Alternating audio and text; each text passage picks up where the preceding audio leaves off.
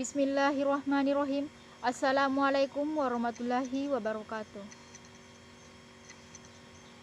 Innal hamdalillah nahmadu wa nasta'inu wa nastaghfiru wa na'udzu billahi min syururi anfusina wa min sayyiati a'malina. Faman yahdihillahu fala mudhillalah wa man yudlil fala hadiya.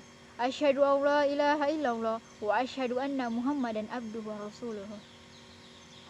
Pertama-tama dan yang paling utama, marilah kita bersama-sama panjatkan puja dan puji syukur kita kepada Allah Subhanahu wa taala yang telah memberikan rahmat, hidayah, nikmat, baik nikmat kesehatan, terlebih lagi nikmat iman. Dan tak lupa pula kita kirimkan salam serta salawat kepada junjungan kita Nabi Allah Muhammad SAW yang telah mengantarkan kita dari peradaban hidup jahiliyah menuju peradaban hidup modern, dan yang telah menggulung tikar-tikar kebatilan dan membentangkan permadani-permadani keislaman. Sebelumnya terima kasih atas kesempatan yang telah diberikan kepada saya. Perkenankan saya membawakan materi dengan tema Al-Quran dan keutamaannya.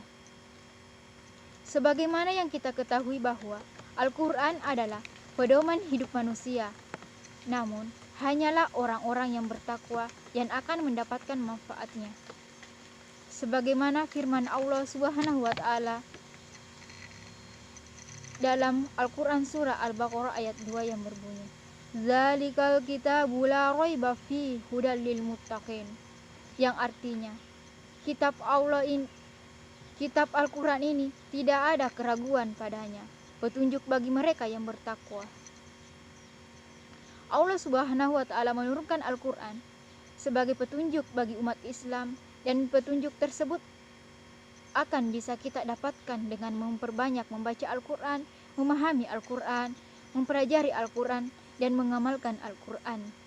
Oleh karena itu, Rasulullah SAW menganjurkan kepada kita semua untuk selalu membaca dan mempelajari Al-Quran. Dan hal ini terdapat pada banyak hadis, seperti dalam hadis riwayat Bukhari yang artinya, sebaik-baik kalian adalah orang yang mempelajari dan mengajarkan Al-Quran. Dan dalam hadis Imam Muslim yang artinya, bacalah Al-Quran, karena sesungguhnya Al-Quran akan datang pada hari kiamat memberi syafaat kepada orang-orang yang membacanya. Hadis ini menjelaskan kepada kita bahwa Al-Quran adalah mukjizat yang begitu besar dan akan menjadi syafaat pada hari kiamat kelak.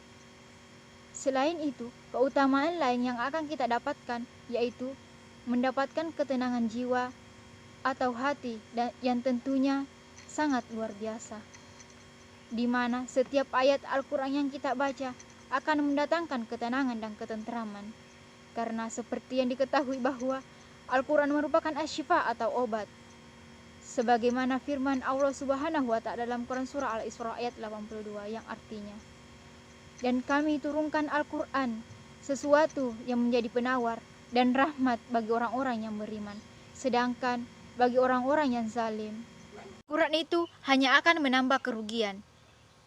Dan tentu saja masih banyak keutamaan-keutamaan lainnya yang akan kita dapatkan ketika kita membaca, mempelajari, dan mengamalkan Al-Quran. Akan tetapi, mungkin banyak dari kita yang masih enggan membaca Al-Quran karena merasa masih terbata-bata dan kesulitan ketika membacanya. Namun, janganlah jadikan alasan tersebut sebagai alasan untuk tidak membaca Al-Quran, karena insya Allah semua ada pahala yang kita dapatkan di sisinya.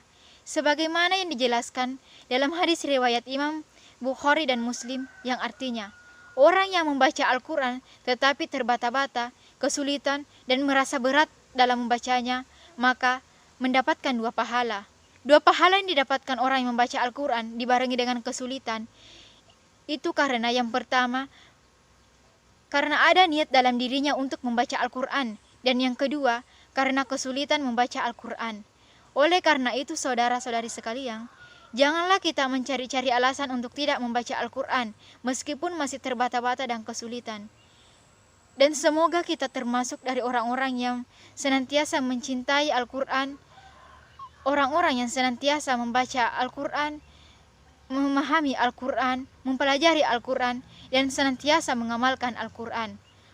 Mungkin cukup sekian yang dapat saya sampaikan. Kurang lebihnya mohon dimaafkan.